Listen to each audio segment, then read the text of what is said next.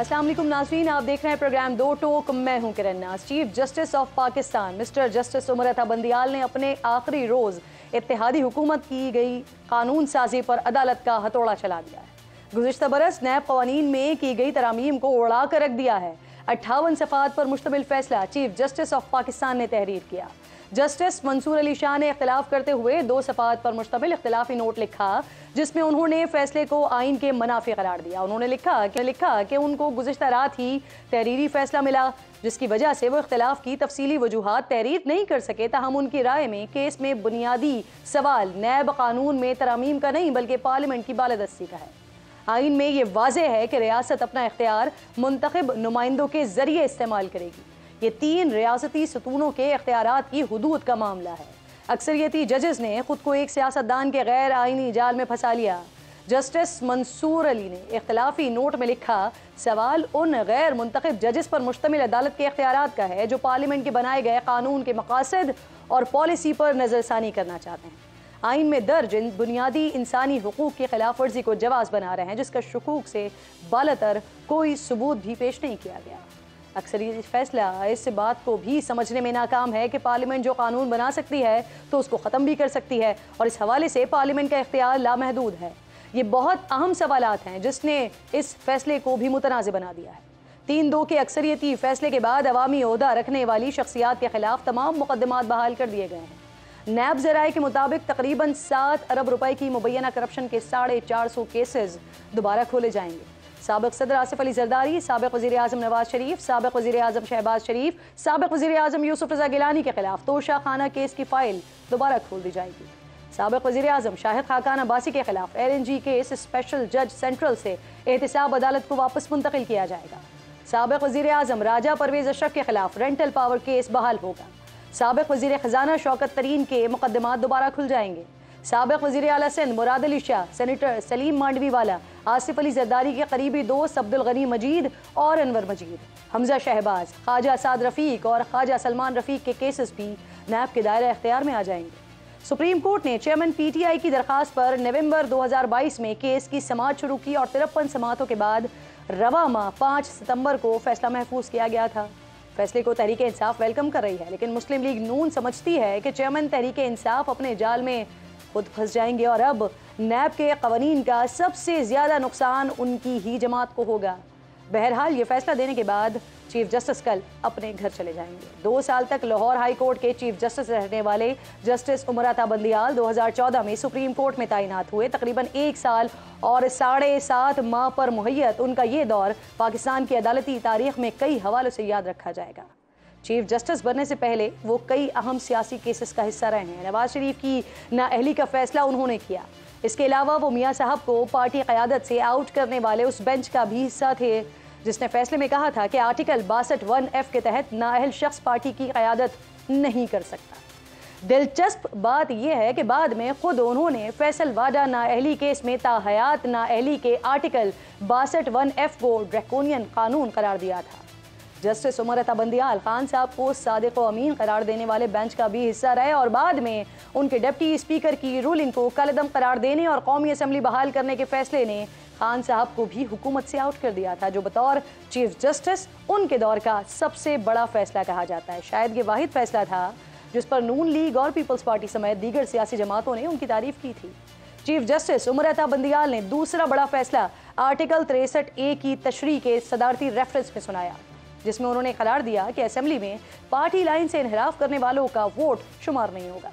Bench में शामिल justice Jamal Khan Mandokhel और जस्टिस मजहर आलम मियाखेल ने इससे इख्तलाफ करते हुए आर्टिकल 63A की मजीद तशरीह को आइन को री राइट करने के मुतरादिफ करार दिया।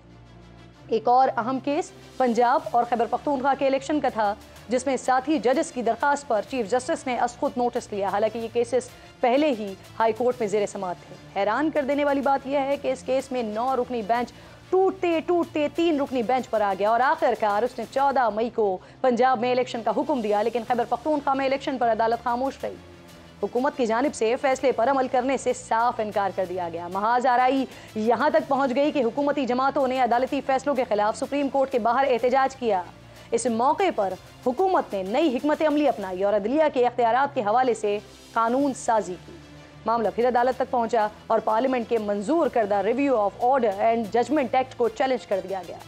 چیف جسٹس اور ساتھی ججز نے اس قانون کو آئین سے متصادم قرار دیا اور کہا کہ اس سے مقدمہ بازی کا ایک نیا سیلاب امڑ آئے گا۔ دلچسپ بات یہ ہے کہ 19 جون کو محفوظ شدہ فیصلہ 11 اگست کو اس وقت سنایا گیا جب قومی اسمبلی تحلیل ہو چکی تھی۔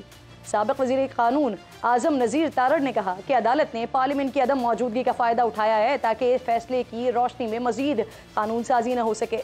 پارلیمنٹ نے ایک اور قانون supreme court practice and procedure act کی صورت میں منظور کروایا، جس کے ذریعے صرف چیف جسٹس کی ذات تک محدود سوموٹو نوٹس کار عدالت کے تین سینئر ترین ججز تک پھیلایا گیا اور بینچز کی تشکیل کا اختیار چیف جسٹس کے ساتھ ساتھ 2 سینئر ترین ججز پر مشتمل کمیٹی کو سونپا گیا تھا۔ چیف جسٹس نے اسے عدلیہ میں مداخلت کی کوشش قرار دیتے ہوئے پہلی ہی سماعت پر معطل کر دیا۔ اس معاملے پر حکومت کی جانب سے شدید احتجاج کیا گیا۔ چیف جسٹس کو طلب کرنے کی بات بھی ہوئی، اسپیکر نے خط لکھا، خود سپریم کورٹ نے اپنے ججز نے بھی بینچ کی تشکیل پر اعتراضات اور سوالات اٹھائے، یہاں تک کہ سینئر ترین جج جسٹس قاضی فائز عیسیٰ نے کہا کہ پارلیمنٹ کے پاس کردہ قانون یا بحال ہوتا ہے یا کالعدم ہوتا ہے، سپریم کورٹ اسے معطل نہیں کر سکتی۔ سینئر جج جسٹس فائز عیسیٰ اور چیف جسٹس بھی کئی معاملات پر ان دونوں میں شدید اختلاف نظر آیا۔ ایک مقدمے ایسا بھی ہوا کہ چیف جسٹس کے ساتھ ساتھ قاضی فائز عیسیٰ کے عدالتی فیصلے کو رجسٹرار کے جاری کردہ نوٹیفیکیشن کے ذریعے معطل کیا گیا، جس کے بعد جسٹس قاضی فائز عیسیٰ کے خط پر حکومت نے رجسٹرار سپریم کورٹ کی خدمات واپس لینے کا آرڈر جاری کر دیا، لیکن چیف جسٹس نے انہیں عہدہ چھوڑنے سے روک دیا۔ چیف جسٹس عمرتا بندیال کے دور میں سپریم کورٹ میں ججز میں تقسیم کے تاثر کو بھی تقویت ملی۔ اہم مقدمات میں سینئر ججز کو نظر انداز کرنا، ہم خیال بینچ کی تشکیل، سپریم کورٹ میں جونیئر ججز کی ایلیویشن نے بھی اس کو مزید گہرا کیا۔ جسٹس قاضی فائز عیسیٰ اور جسٹس طارق مسعود نے خطوط لکھ کر اپنے تحفظات کا اظہار کیا۔ یہ تناؤ اس قدر بڑھا کہ چیف جسٹس کو اجلاس کی آڈیو اور منٹس پبلک کرنے پڑ گئے۔ ایک اور اہم معاملہ آڈیو لیکس کا بیانہ۔ حکومت نے چیف جسٹس کی ساس اور پی ٹی آئی وکیل خواجہ طارق رحیم کی اہلیہ اور دیگر سیاستدانوں، وکلاء اور صحافیوں کی آڈیو لیکس کے تحقیقات کے لیے جسٹس فائز عیسیٰ کی سربراہی میں 3 رکنی کمیشن تشکیل دیا۔ چیف جسٹس نے اس کمیشن کے نوٹیفیکیشن کو ہی کالعدم قرار دے دیا، یوں یہ تحقیقات شروع ہونے سے پہلے ہی ختم ہو گئی۔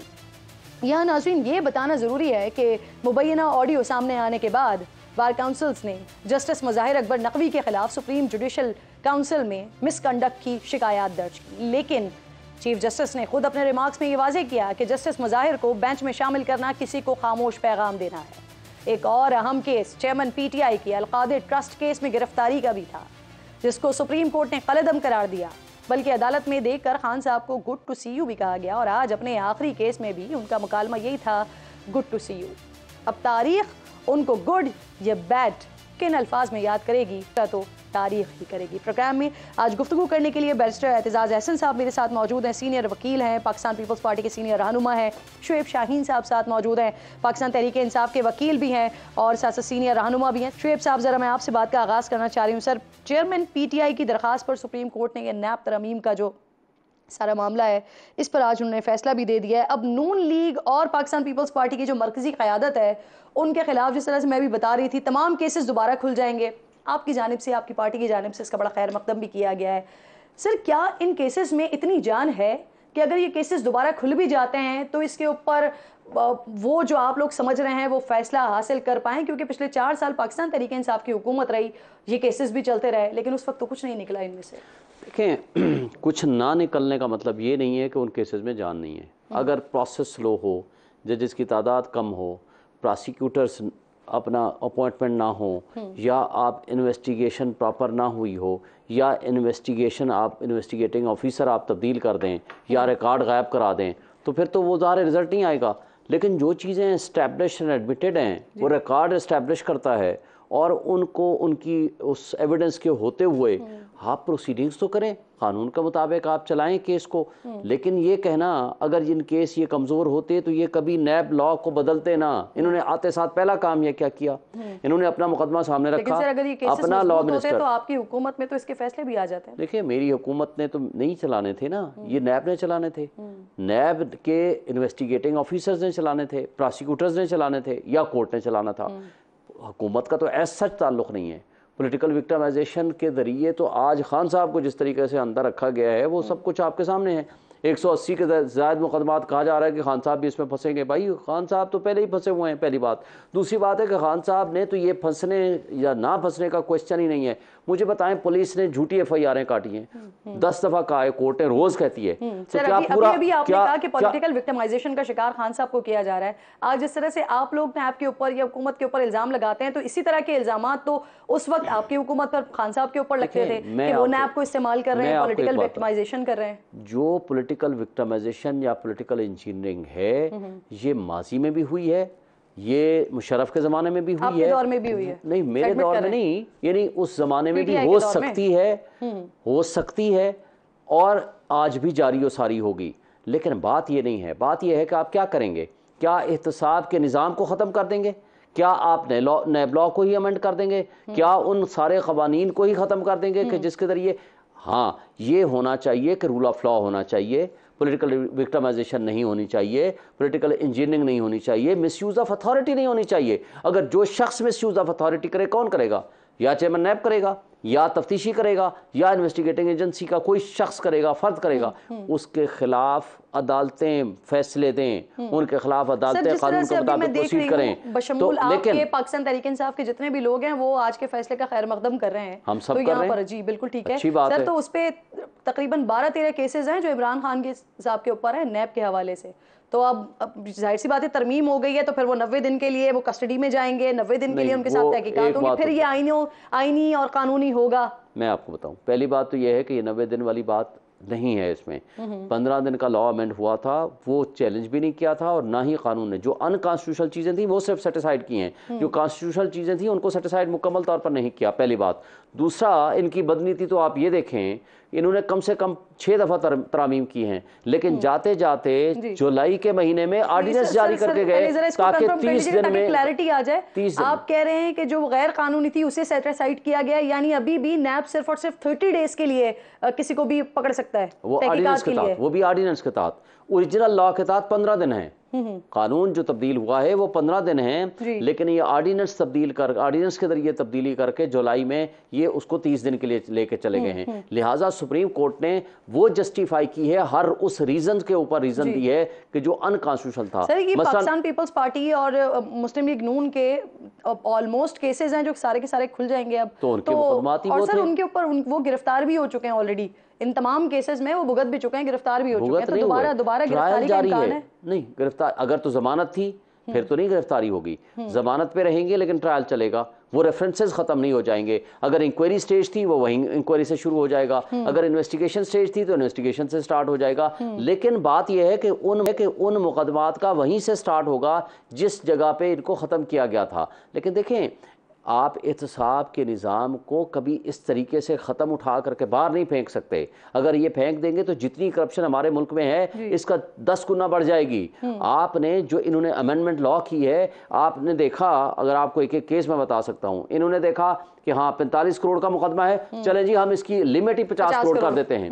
اچھا جی, اس میں جیسے سعد رفیق وغیرہ کا کیس تھا, 86 جناب 85 یا 86 ان کے لوگ ہیں جنہوں نے شکایت درج کی ہے. انہوں نے کہا جب تک 100 افیکٹڈ بندہ نہیں آئے گا تب تک یہ مقدمہ مینٹینیبل ہی نہیں ہوگا.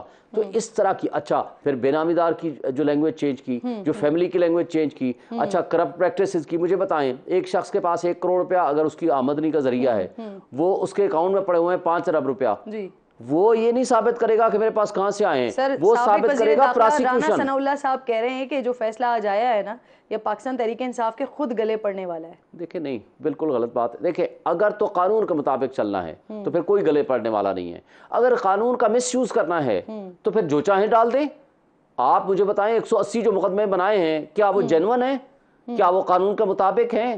کیا وہ آپ پولیٹیکل وکٹمائزیشن کا نہیں ہے پولیس کے جو کیس بنائے ہیں؟ تو بات یہ نہیں ہے, بات یہ ہے کہ اگر جس ملک میں, اچھا ایک بات اور بھی کی جا رہی ہے کہ جناب اس کے ذریعے تو سرمایہ کاری نہیں آئے گی, کوئی کام نہیں کرے گا.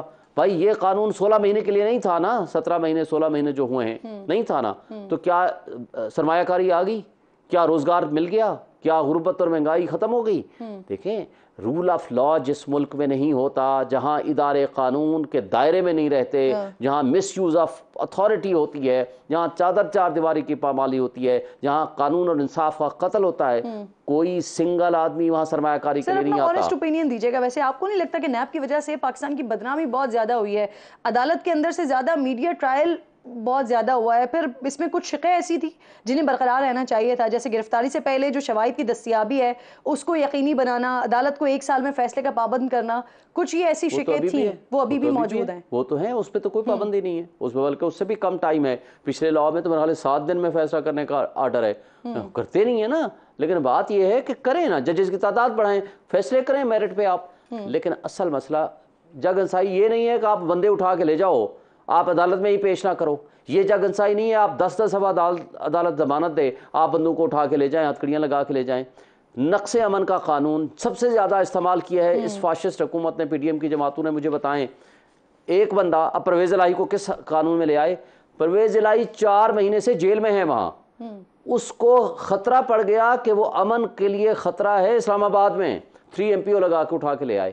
کیا یہ نظام ہے؟ اگر انصاف ہوگا تو یہ جگ انصائی ہے ہماری۔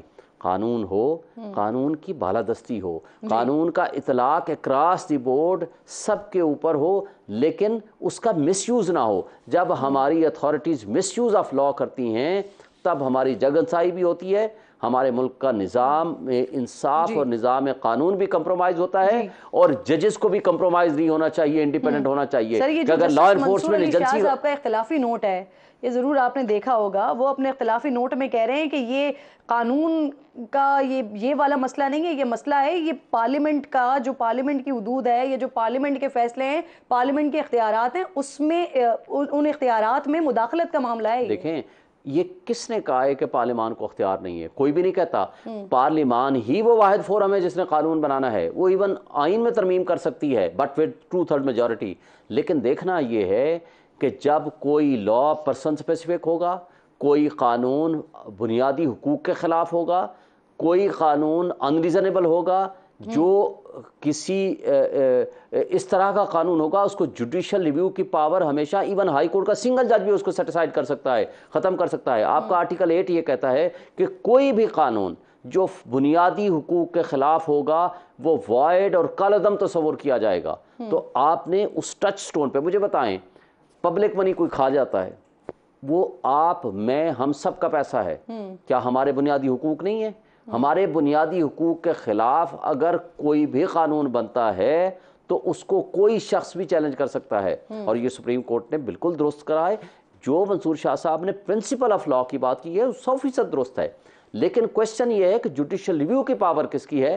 وہ پھر سپیریئر کورٹ کی ہے، اور سپریم کورٹ فائنل اتھارٹی ہے سر ایک اور جس نے معاملہ دیکھنا ہے۔ یہ، اگر یہ سپریم کورٹ میں جو پریکٹس اینڈ پروسیجر بل ہے اس پر فیصلہ سنا دیتی ہے تو اس سے آپ کیا سمجھتے ہیں؟ ایک نیا آئینی بحران جو ہے وہ جنم لے گا، یا جو بحران ہے وہ ختم ہوگا؟ کیونکہ اس سے پرانے چیف جسٹس کے فیصلوں پر obviously سوالات اٹھیں گے۔ نہیں دیکھیں، پہلی بات تو یہ ہے کہ فرض کرو وہ اس کو کالعدم قرار نہیں دیتی، ڈسمس کر دیتی ہے پٹیشنیں، وہ قانون بحال ہو جاتا ہے، تو اس کا اطلاق مستقبل سے ہوگا نا، آگے سے ہوگا۔ پرانے فیصلے تو اس وقت تو وہ آرڈر سسپینڈڈ تھا، جب وہ بل ہی سسپینڈڈ تھا، اس کا امپلیمنٹیشن سسپینڈڈ تھی، وہ بیک ڈیٹڈ نہیں ہوگا، اس سے کوئی فرق نہیں پڑتا۔ بیرسٹر احتجاج بھی مجھے جوائن کر چکے ہیں، بہت شکریہ۔ السلام علیکم احتجاج صاحب۔ السلام علیکم۔ احتجاج صاحب فرمائیے گا سر، یہ سپریم کورٹ نے نیب ترامیم کالعدم قرار دے دی ہیں، تحریک انصاف کی جانب سے بڑا اس فیصلے کو خیر مقدم کیا جا رہا ہے، لیکن کچھ لوگوں کی رائے یہ ہے کہ اب سخت قوانین کا سامنا خود تحریک انصاف کو ہی کرنا ہوگا، اور وہ ہی سب سے زیادہ اس سے متاثر ہوں گے۔ احتجاج صاحب آپ کیا سمجھتے ہیں؟ نہیں، یقیناً متاثر تو ہوں گے۔ اگر اس قسم کا احتساب ہی چلتا رہا کہ یک طرفہ اور جانبدارانہ احتساب چلتا رہا تو پھر تو وہ احتساب ہوگا ہی صرف ایک جماعت کا، دوسری جماعتوں کا تو نہیں ہوگا، یا 2 جماعتوں کا ہوگا۔ کچھ ہمیں بھی خدشات ہو رہے ہیں کہ اس قسم کا کوئی ہمارے بارے میں بھی یہ کرنا کہ سوچ رہے ہیں، آج کل اخباروں میں ہی تھا تو۔ لیکن یہ تو وہ تو بالکل ہی پھر بھونڈا مذاق ہوگا نا کہ اتنا یہ جانبدارانہ اگر انہوں نے کر دیا احتساب کا عمل، تو وہ تو پہلے ہی इस वक्त तो जो तहरीक इंसाफ है उनको 90 दिन का क्या फर्क पड़ता है। 90 दिन अगर का रिमांड हो तो इससे जो आजकल सूरत हाल की भी है उनकी तो उठा लेते हैं और पता ही नहीं है, और इमरान रियाज का पता ही नहीं है वो किधर गया है, और लोगों को भी उठा लिया है और उनका पता ही नहीं है। उनके माँ बाप रोते फिरते हैं कि हमारी बात ही करा दें किसी से, अपने बच्चे से, पता ही लग जाए कहाँ है। इससे तो खैर बेहतर ही हालत होगी 90 दिन की रिमांड वाली भी। ये तो ज्यादा झेल रहे हैं इस वक्त पीटीआई वाले तो। सही। अच्छा एहसास साहब, ये जस्टिस मंसूर अली शाह साहब ने अपने इख्तिलाफी नोट में अक्सरियती फैसले को पार्लियामेंट की हुदूद में मुदाखलत करार दिया है। कह रहे हैं कि जो पार्लियामेंट कानून बना सकती है उसके पास इख्तियार होता है, वो ख़त्म भी कर सकती है। नहीं, ये तो ठीक है, जो बना सकती है उसको वो ख़त्म भी कर सकती है, उसको क्या रिपील भी कर सकती है। लेकिन ये बात दुरुस्त नहीं है कि अदलिया अगर फैसला करे, अगर कोई ये व्यू दे अपनी और ये या कोई फैसला दे कि कोई खास शिक कानून की वो उसको बनाने का हक पार्लियामान को ही है। लेकिन अगर अदलिया ये सुपीरियर अदलिया, ये हाई कोर्ट और सुप्रीम कोर्ट का ही यूरिसडिक्शन है, अगर ये वो इस फैसले इस नतीजे पे पहुंचे कि ये शिक जो है, जो कानून ने पार्लियामेंट ने पास की है लेकिन ये उनके तकाज़ों को पूरा नहीं करती, पर पूरा नहीं उतरती, आइन के तकाज़ों के पूरा नहीं, और आइन ने जो मेयार दर्ज है उनमें पूरा नहीं करती, तो बिल्कुल अदलिया हर सूरत में उसको उस कानून को कलअदम करार दे सकती है। और यह इस पे तो हजारों फैसले, 10,000 फैसले होंगे जो कि सिर्फ पाकिस्तान के ही नहीं, सारे बड़े सगीर के हाई कोर्ट और सुप्रीम कोर्ट के कोर्ट के। एक बात सर ये भी हो रही है, एक बात ये भी हो रही है कि आज के फैसले के बाद अब जब नए चीफ जस्टिस साहब के सामने अगर इस पर नज़रसानी की अपील आती है सामने, तो वो नज़रसानी में इस फैसले को उड़ाकर भी रख सकते हैं। तो सर इस बात के कितने चांसेस, कितने मुमकिनात आपको नज़र आ रहे हैं एतजाज साहब? मेरे ख्याल में तो वो ये प्ली लेंगे, अगर उन्होंने ये किया तो मेरे ख्याल में ये प्ली लेंगे कि ये जो बेंच बने हुए थे ये बेंच ही नहीं थे, ये लॉफुल बेंच नहीं थे। जो उन्होंने प्ली ली है मंसूर अली शाह साहब ने भी, और जो माइनॉरिटी जजमेंट में, और जो उन्होंने प्ली अपने पहले भी डिसेंटिंग नोट्स में ली थी जब 3 अगेंस्ट 2 का फैसला हुआ था, और जो फैज ईसा साहब ने कहा था जब वो मिलिट्री कोर्ट्स वाले केस से बेंच को छोड़ के जा रहे थे, जब हमने बड़ी मेहनत की उनकी कि ये बड़ा अहम केस है, इसमें आप अंदरूनी अपने मामलात और झगड़ों को पीछे पश्त में डाल के। जरा यहाँ पर रहनुमाई कीजिएगा सर, ये अगर एक प्रैक्टिस एंड प्रोसीजर बिल के हवाले से अगर वो जो बेंच है उसी को ही कलअदम करार दे देते हैं, तो फिर ये रिव्यू जजमेंट और इससे पहले जो सारे फैसले हुए हैं इसी बेंच को लेकर, फिर उसका क्या होगा सर? अब ये रहेगी बात कितने जजेस किस सोच के होते हैं, क्योंकि फैज ईसा साहब की तरफ से तो मुझे लगता है कि उनका व्यू ये है कि ये जो बेंच है जिसने फैसला दिया है ये बेंच ही नहीं है और ये अदालत का हिस्सा ही नहीं था, और ये व्यू इन्होंने इनके साथ मिलके अतर मनल्ला साहब ने और मंसूर अली शाह साहब ने और मंदोखेल साहब ने इन्होंने भी यही व्यू दिया है, और काजी साहब का भी यही व्यू है। उन्होंने उठते हुए कहा था कि मैं रिक्यूज नहीं कर रहा हूँ, रिक्यूज किया जाता है अगर कोई बेंच वैलिड बेंच बैठा हो। एतजाज साहब आपसे मजीद सर रहनुमाई भी हासिल करनी है और कुछ मजीद अहम इशूज हैं जिस पर आपसे डिस्कस करना है। मैं आपसे जरा आप हमारे साथ रहिएगा, एक छोटा सा ब्रेक लेना है मुझे, ब्रेक के बाद मैं वापस आ रही हूँ।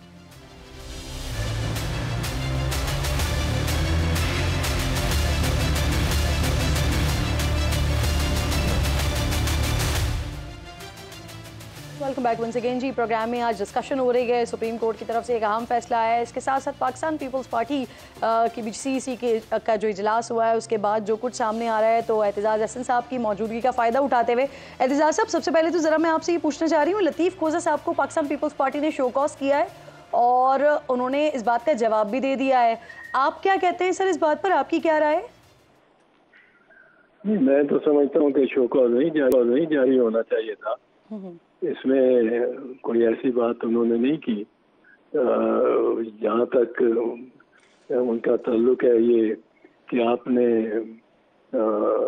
इमरान खान का केस ले लिया है, वो उसकी प्रोफेशनल जिम्मेदारी है लतीफ़ खान की, और वो उसको लेना ही पड़ता है। और उसमें कोई इंटरेस्ट डायरेक्ट तो नहीं है पार्टी का कि पार्टी के कोई एसेट्स में से कोई डिवीजन हो रही हो। वो ये तो वकील आज़ाद होता है केस कोई भी लेने का, और तो इसलिए मेरा नहीं ख्याल ये कोई इतनी सीरियस बात है। सही। पर ठीक जी, एतजाज़ साहब ये फरमाइएगा सर, आप CEC इजलास में शामिल थे आज? कल तो आपने बता दिया था मसरूफियात की वजह से नहीं थे आप। हाँ नहीं, मैं इस्लामाबाद में ही हूँ। मैंने मेरा कल वो डिनर था जी ये आउटगोइंग चीफ जस्टिस की जानिब से, उसकी वजह से मैं यहीं था। जी लतीफ़ खान भी यहीं था, इसीलिए। सर CEC के इजलास में आज जरदारी साहब की जो चेयर थी वो खाली थी सर, इससे कोई पैगाम दिया गया है? इनफैक्ट मैं वीडियो नहीं बनी कुछ कह उसकी, सकता। मीडिया पर उसको दिखाया गया सर, जारी किया गया। पता नहीं, मैं इसका अमीन नहीं हूँ, मुझे इसमें कोई वजह नहीं, कोई वजह होगी जो नहीं बैठे होंगे। एतजाज़ साहब आप क्या समझते हैं क्या वजह हो सकती है सर? उसके साथ साथ कि पीपल्स पार्टी शिकवा ये कर रही है कि लेवल प्लेइंग फील्ड जो है वो नहीं मिल रही है। आज CEC ने जरदारी साहब को एतराज़ात दूर करने का इख्तियार दिया है। जरदारी साहब ये एतराज़ सर करवाएंगे किससे दूर? नहीं, वो देखे ना, नून लीग वो हमारे साथ है दो पैमान सारे कर आके वो कहाँ से शुरू हुए थे। वो जो था चार्टर ऑफ डेमोक्रेसी मई 2006, उसमें मैं भी मौजूद था साइनिंग सेरेमनी में। फाइनल बड़ी उम्मीदें थी कि अब ये बड़ा चलेगा। उसके बाद जब पहला मौका मिला मियां नवाज शरीफ साहब को, तो वो काला कोट पहन के और प्रेसिडेंट को सुप्रीम कोर्ट के जरिए इम्पीच कराने पे आया निकल आए। वो एजाज मंसूर के कौन था, एक पाकिस्तानी अमेरिकन, उसकी शहादत पे। तो और मियां साहब काला कोट पहन के काली टाई लगा के और एडवोकेट का लिबास पहन के एडवोकेट बन के, और आप पेश हो गए चीफ जस्टिस इफ्तिखार मोहम्मद चौधरी ने, जिसने 15 मिनट के अंदर उन्होंने कमीशन बना दी और कमीशन कॉन्स्टिट्यूट कर दी। और ये तो जो चार्टर ऑफ डेमोक्रेसी था उसके सरियन खिलाफ ये था, जबकि पीपल्स पार्टी की तरफ से ये रहा उस वक्त मौक़िफ़ कि आपको 4 साल वक्त तो सियासत करने देंगे, उसके बाद हम सियासत में उतरेंगे, जब आपकी टर्म ख़त्म हो रही होगी। हालांकि इस पॉलिसी का हमें बहुत नुकसान हुआ, खासकर पंजाब में जी बहुत नुकसान हुआ। पर ये पीपल्स पार्टी की तरफ से कहा गया था, हम भी उसमें शरीक थे, शामिल थे, खोसा भी और मैं भी उस वक्त के। तो हमने समझा कि ये रीजनेबल पोजीशन ले रहे हैं, लेकिन उसका बड़ा नुकसान हुआ और नून ने बड़ा नाजायज फायदा उठाया।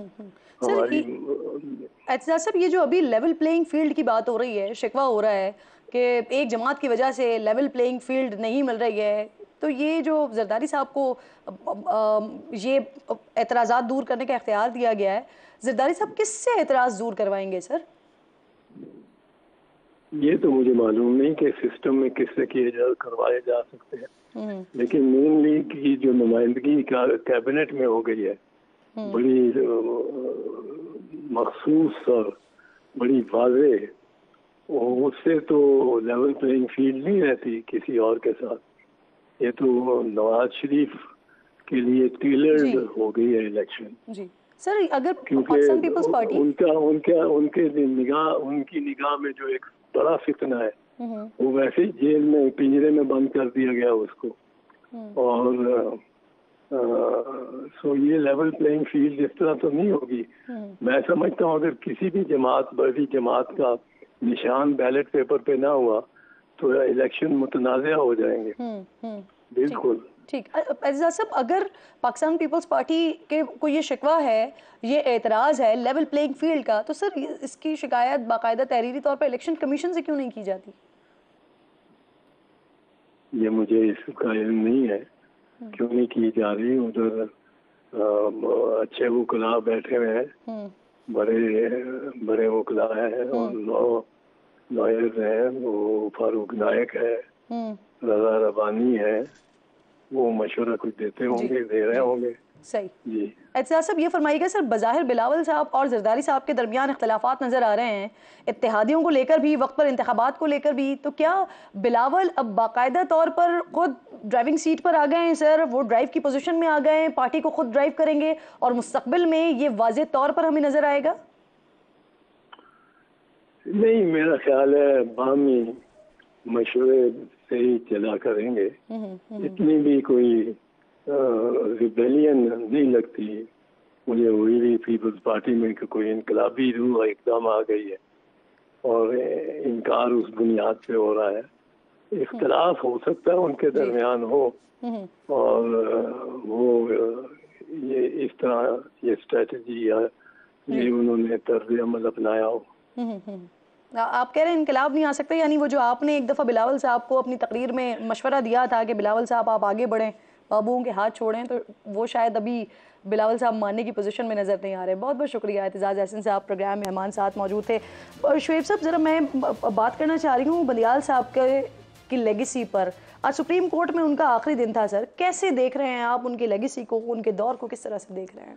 آج ورکنگ ڈے آپ آخری کہہ سکتے ہیں، ویسے کل 12 بجے تک ہے ان کا ایز چیف جسٹس وہ رہیں گے. لیکن میں سمجھتا ہوں کہ دیکھیں اگر ان کی کوئی اچھی کوالٹیز کو دیکھیں، سب سے بڑی کوالٹی یہ تھی کہ بڑے با اخلاق ہیں، بہت اخلاق سے پیش آتے ہیں. خواہ کوئی وکیل ہے، خواہ وہ لیٹیگنٹ ہے، کوئی عام آدمی ہے، کوئی عام شخص آیا ہے، کوئی بہت غریب آدمی ہے، ہر ایک سے بہت محبت، عزت، احترام سے پیش آتے ہیں، شفقت سے پیش آتے ہیں، جو کہ کورٹ کے لیے بہت بڑی بات تھی. نمبر 2 ان کی کوالٹیز اگر آپ دیکھ لیں، پچھلے آپ نے یہ 1.5 سال کا سارے کیسز کی بھی بات کی. بہت ناراض تھے پی ٹی آئی کے دوست جو قاسم سوری کی رولنگ کے خلاف فیصلہ آیا. یہ پی ڈی ایم کی جماعتیں نام لے کے تعریفیں کرتے تھے کہ جیسے آسمان سر پہ اٹھا لیا جناب، بہترین جج ہیں. لیکن جو ہی بہترین فیصلہ تھا، میں تو آج بھی اس کو سپورٹ کرتا ہوں. کیونکہ اگر قاسم سوری کی رولنگ سے پہلے عمران خان کوئی کمیشن کے ذریعے کوئی فائنڈنگز لے لیتے، پھر وہ رولنگ سسٹینیبل ہوتی. انہوں نے فائنڈنگز لی نہیں، کہا کہ یہ آ گیا ہے سائفر اور اڑا کے رکھ دیا اس ووٹ آف نو کانفیڈنس کو. اس کا طریقہ یہ تھا کہ آپ کوئی کمیشن، کوئی پارلیمانی کمیٹی اس پہ فائنڈنگز لیتے اور ان فائنڈنگز کی بنیاد پر کوئی فیصلہ کرتے، پھر تو کوئی بات ہوتی. اور پھر ان کے اٹارنی جنرل نے آپ کو بتایا کورٹ میں وہ سائفر کے کنٹینٹس پیش ہی نہیں کیے. کن کے کہنے پہ نہیں پیش کیے ہمیں نہیں پتہ. تو اس لیے وہ چیزیں الگ تھیں. لیکن آپ جو ہی وہ فیصلہ آیا دوست محمد مزاری کی رولنگ کے خلاف، پی ڈی ایم کی جماعتوں نے آسمان پہ اٹھا دیا امرتا بندیال صاحب کو. فیصلہ تو جس طرح وہ غلط تھا قاسم سوری کی رولنگ والا، وہی فیصلہ اسی طرح دوست محمد مزاری کی رولنگ کا فیصلہ غلط تھا. آپ اس سے آگے چلے جائیں، پھر اس کے بعد سے لے کر جو بھی مقدمات آئے انہوں نے ایک بندے کو اور ان کی بینچ کو انہوں نے ہمیشہ نشانے پہ رکھ لیا. لیکن کوئی بھی فیصلہ ایز چیف جسٹس جو فیصلے کیے ہیں پچھلے، تو چلو میں ابھی یہ ایویلویشن کا ٹائم نہیں ہے، کوئی ایک بھی فیصلہ آئین اور قانون سے بالا تر نہیں تھا. ایک فیصلے پہ ہم بات کر سکتے ہیں. آپ یہ الیکشن کمیشن والی بات کریں، سر چیف جسٹس پر انگلیاں اٹھتی رہی ہیں کہ انہوں نے جو بینچ کی تشکیل میں سینئر ججز کو نظر انداز کیا ہے. ہم خیال بینچز تشکیل دیے ہیں، ججز کی سپریم کورٹ میں ایلیویشن میں بھی سینیورٹی کو نظر انداز چیف جسٹس صاحب کرتے رہے ہیں. دیکھیں جہاں تک تو ہے کمیشن کا تعلق، وہ کورٹ کا نہیں ہوتا، وہ کمیشن کا معاملہ ہے. کمیشن میں 2 پوائنٹ آف ویو ہیں اس وقت بھی. ایک پوائنٹ آف ویو ہے کہ ہم میرٹ کی بنیاد پر اپوائنٹمنٹ کریں گے، وہاں میجارٹی ویو سے فیصلے آتے ہیں. ایک پوائنٹ آف ویو ہے کہ آپ سینیارٹی کے حساب سے کنسیڈر کرنا شروع کریں. سینئر موسٹ کو اگر آپ نہیں کرتے تو اس کی ریزنز دیں. اور بقول تو اس لیے وہاں دو مختلف آراء ہیں، لیکن اس کو بنیاد بنا کے آپ یہ کہنا کہ کمپیٹنٹ لوگوں کو اگر آپ لے کر آئے ہیں اگلے تو پروگرام وہ میں غلط ہے۔ انشاءاللہ آنے والے چیف جسٹس قاضی فائز عیسیٰ کے حوالے سے آپ سے بات کریں گے، آپ لوگوں کو کیا امید ہے ان سے۔ بہت بہت شکریہ۔ پروگرام موجود تھے مصطفیٰ کمال صاحب، مجھے جوائن کر چکے ہیں، سینئر ڈپٹی کنوینر ہیں ایم کیو ایم کے، اور اس وقت ایم کیو ایم اور جے یو آئی فے یہ اتحاد بنانے جا رہے ہیں پاکستان پیپلز پارٹی کے خلاف۔ اب کتنا فائدہ ہونے جا رہا ہے، کتنا سود مند ثابت ہونے جا رہا ہے۔ اب پھر کچھ لفظی گولہ باریاں بھی بہت زیادہ ہو رہی ہیں جماعت اسلامی اور متحدہ قومی موومنٹ کے درمیان، تو انہی تمام ایشوز پر بات کرنے کے لیے مصطفیٰ کمال صاحب ساتھ موجود ہیں۔ بہت بہت شکریہ آپ کا، السلام علیکم۔ سب سے پہلے تو یہ فرمائیے، آج جو پریس کانفرنس کی ہے، سب سے پہلے اس میں یہ بتائیں کہ پیپلز پارٹی کے خلاف سندھ میں ایم کیو ایم اور جے یو آئی کا اتحاد ہوا ہے سر، اس میں جی ڈی اے بھی حصہ ہوگی باقاعدہ طور پر؟ رہنما راشد سمر صاحب کل ہم مرکز آئے تھے بہادر آباد، اور خالد مقبول صدیقی صاحب سے، فاروق ستار صاحب سے اور ہمارے ڈیلیگیشن سے ملاقات ہوئی، اور ہمارا ڈیفینیٹلی ہمارے خیالات ہیں، انٹرسٹ ہے ہمارا، اور وہ یہی ڈیفینیٹلی کہ پیپلز پارٹی 15 سالوں سے یہاں پر حکمرانی کر رہی ہے، اور اس نے کراچی سے لے کر کشمور تک جو ہے وہ شہری اور دیہی علاقوں کو کچھ بھی ڈیلیور نہیں کیا، 22,000 ارب روپے خرچ کیے، اور آپ کو پتہ ہے کہ یہاں پر سسٹم چل رہے ہیں سارے، ہر چیز کا اب تو جو ہے وہ آرمی چیف بھی اس سسٹم کی بات کر رہے ہیں۔ تو یہ شہر کراچی سندھ کی ریونیو کا 98% کماتا ہے، 70% یہ پاکستان کو ریونیو کما کر دیتا ہے، یہ بلیڈ ہو رہا ہے اور شان ہے۔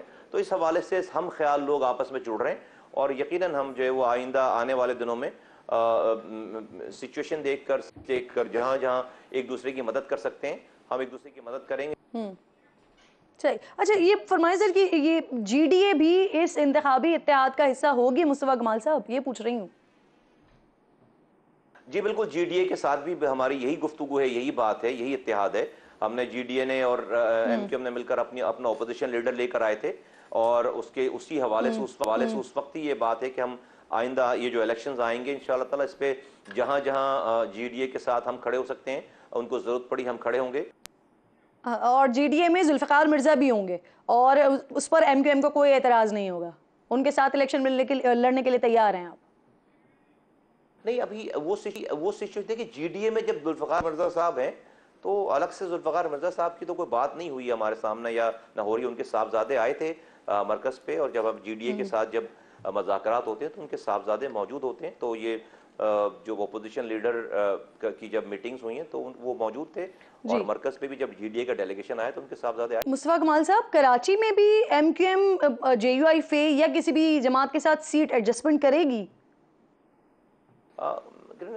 ایسا میں نے بتایا کہ کراچی مینلی اگر آپ ہسٹوریکلی دیکھیں تو ہمارے پاس یہاں پر ووٹ بینک رہا ہے سارا، اور ابھی بھی ہم سمجھتے ہیں کہ پیپلز پارٹی کی 15 سال کی کارکردگی سامنے اگر رکھیں اور پی ٹی آئی کی کارکردگی سامنے رکھیں تو ہم انشاءاللہ تعالیٰ، یہ آخری دفعہ شہری ہمارے ہاتھوں سے بنا تھا، ہم اس شہر کو دوبارہ 2013 والا کراچی اور 2010 والا کراچی ہم دوبارہ بنائیں گے انشاءاللہ تعالیٰ۔ جس وقت یہ کراچی دنیا کے 12 تیزی سے ترقی کرنے والے شہروں میں شامل تھا، آج یہ کراچی دنیا کے 4 worst living cities in the world میں شامل ہے، تو ہم اس کو دوبارہ best cities in the world میں ہم اس میں انشاءاللہ تعالیٰ لے کر جائیں گے۔ اور جہاں میں نے آپ کو بتایا کہ اس وقت جو اس ٹیئر پہ ابھی بات نہیں ہوئی ہے کہ کس حلقے میں جو کانسٹیٹیونسی اسپیسیفک حلقے ہیں وہاں پر جس طرح کی سچویشن نکل کر آئے گی تو جس کا جہاں پہ اثر و رسوخ ہوگا ہم ایک دوسرے کو کمپلیمنٹ کریں گے، کمپیٹ کرنے کے بجائے۔ سر پرابلم یہ ہے اندرون سندھ میں ایم کیو ایم کا ووٹ بینک نہیں ہے، کراچی میں جمعیت کا ووٹ بینک نہیں ہے، تو پھر یہ جو آپ اتحاد کرنے جا رہے ہیں یہ پاکستان پیپلز پارٹی کے لیے کیسے نقصان کا باعث بنے گا؟ دیکھیے ہسٹری رہی ہے 1991 میں ایک سیٹ والے جام صادق کو ایم کیو ایم نے اپنی سیٹیں دے کر وزیر اعلیٰ بنایا، 1997 میں لیاقت جتوئی صاحب کو ایم کیو ایم نے اپنی سیٹ دے کر وزیر اعلیٰ بنایا، 2002 کی اسمبلی میں پہلی دفعہ میں خود منتخب ہوا، پہلے ارباب رحیم صاحب، پہلے علی محمد مہر صاحب، پھر بعد میں 2 سالوں کے بعد ارباب غلام رحیم صاحب کو ہم نے اپنی 43 سیٹیں دے کر وزیر اعلیٰ بنایا۔ پیپلز پارٹی کی پورے سندھ میں ڈومینیشن نہیں ہے، یہ آپ کو پتہ ہے کہ جو خاندان ہیں اور جو نامور لوگ ہیں ان کی اپنی کانسٹیٹیونسیز ہے، پیر پگارا صاحب کی اپنی کانسٹیٹیونسی ہے، اس کے علاوہ جو ہے وہ مہروں کی اپنی کانسٹیٹیونسی ہے، شیرازیز کے حلقے ہیں، جتوئیز کے حلقے ہیں، ارباب رحیم صاحب کے حلقے ہیں۔ ایم کیو ایم اگر سیٹ شہر کراچی حیدرآباد جیتتی ہے اور یہ تمام ہمارے بھائی جو ہیں وہ اندرون سندھ میں اپنا اثر و رسوخ استعمال کر کے جیتے ہیں. تو ایک اچھا کمپٹیشن ہو سکتا ہے کہ جہاں پر ہم میں نے آپ کو ہسٹری بتا دی کہ 30 سالوں میں 3 دفعہ انٹائی پیپلز پارٹی گورنمنٹ بنی ہے.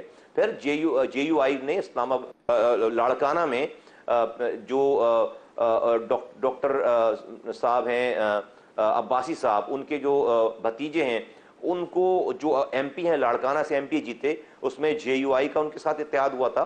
تو یہ تمام ووٹ بینک اور ایم کیو ایم کے بھی اندرون سندھ بہت سارے حلقوں میں 7,000 8,000 10,000 ووٹ بینک ہے جو کہ ضائع ہوتا ہے ہمارا ووٹ, اور ہم اس ووٹوں کو ضائع نہیں ہونے دیں گے اور اس ووٹ کو ہم یوٹیلائز کریں گے اب اگر ہماری کوئی بات آگے بڑھتی ہے.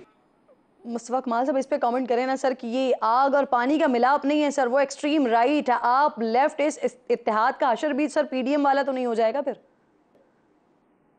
دیکھیے جو حشر پیپلز پارٹی نے کر دیا ہے اس 15 سالوں میں, ہمیں لوگوں کو ان کے اس ظلم سے, ان سسٹم سے, اس چنگل سے ہمیں نکالنا ہے. 5 لاکھ سے زائد لوگوں کو نوکریاں دی ہیں, ایک آدمی کراچی حیدرآباد کا نہیں ہے, ایک قطرہ نیا پانی نہیں دیا انہوں نے. جو پانی ہماری لائنوں میں آتا تھا اس پر بھی ہائیڈرنٹ بنا کر ہمیں اربوں روپے کا پانی چوری کر کے ہم ہی بیچتے ہیں. کوئی نیا اسکول نہیں, کوئی تعلیمی درسگاہ نہیں. تو ہمیں تو کوئی بھی سہارا ملے گا, کوئی بھی کھڑا ہوگا. ابھی 1 پوائنٹ ایجنڈا ہے کہ ہمیں انٹائی پیپلز پارٹی کے چنگل سے اس صوبے کو کراچی سے لے کر کشمیر تک یہ جو ظلم ہے ہمیں اس سے نجات دلانا ہے انہیں. تو میں سمجھتا ہوں کہ ان تمام لوگوں کا اور پارٹیز کا اس وقت جو رول ہے. اور آپ جے یو آئی مولانا فضل الرحمان سے ہمارے ہمیشہ سے اچھے تعلقات رہے ہیں اور ابھی بھی اچھے تعلقات ہیں. تو کیوں نہ انتخابات میں ہم ایک دوسرے کی مصطفیٰ کمال صاحب ذرا یہ بھی بتائیں, آج آپ نے جماعت اسلامی کے خلاف پریس کانفرنس کی ہے پوری کی پوری, لیکن اس کا موقع بھی تو آپ نے انہیں خود ہی فراہم کیا ہے نا سر. آپ نے خود کہا کہ بتہ خوری اور target killing M Q M کرتی رہی ہے. دیکھیے بلدیہ ٹاؤن کا ایک سانحہ ہوا ہے, اس سانحے پہ کی بیس یہ بنائی گئی ہے کہ ایم کیو ایم نے بھتے کے چکر میں وہاں پر ان کے کسی آدمی نے 2 لوگوں نے آگ لگا دی اور اس سے 260 لوگ شہید ہو گئے. میں اس والی بات کو ایکسپلین کر رہا ہوں کہ بھائی یہ نہ کسی نے بھتہ مانگا ہے اور نہ ایم کیو ایم نے وہاں پر آگ لگائی ہے. اور ہم نے جماعت اسلامی کے ہمارے جو دوست بات کر رہے ہیں, اگر یہ ہمیں دہشت گرد کہتے ہیں تو ان سے بڑا دہشت گرد کوئی نہیں. پاکستان میں یونیورسٹیز میں اسلحہ لانے والے لوگ یہ ہیں. دنیا کے ٹاپ ٹیررسٹ القاعدہ کے شیخ خالد محمد جنہوں نے 9/11 کی پلاننگ کی, وہ جماعت اسلامی کی ناظمہ جو کہ آفیشیل ناظمہ ہے ان کے گھر سے پکڑے گئے. القاعدہ کے 6 دہشت گرد جو ہیں وہ معمار سوسائٹی میں جماعت اسلامی کی ناظمہ کے گھر سے پکڑے گئے ہیں.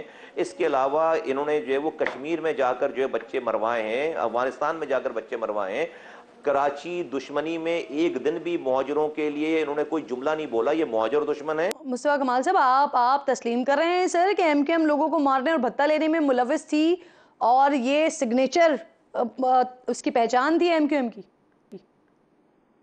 میں نے نہیں کہی یہ والی بات کہ ہمارا سگنیچر ہے. ہم نے یہ والی بات نہیں ہم نے یہ نہیں کہی ہمارا سگنیچر ہے. یہ میرے جملہ آپ نہیں نکال سکتے. میں نے ان کو ایکسپلین کیا ہے کہ بھائی اگر کسی کو بھتہ لینا ہو تو بھائی وہ بھتہ لینے کے لیے وہ کڈنیپ ہو جائے گا نا. وہ خدا نخواستہ وہ کڈنیپ ہو جائے گا نا. کڈنیپ ہو کے لے جا کر اس کو موٹر سائیکل پہ بٹھا کے جا کر, یہ میں نے بات کی ہے, اس کو بائک پہ بٹھائیں گے, جا کر اس کو کہیں پہ چھپائیں گے, جا کر اس سے بھتہ لے لیں گے.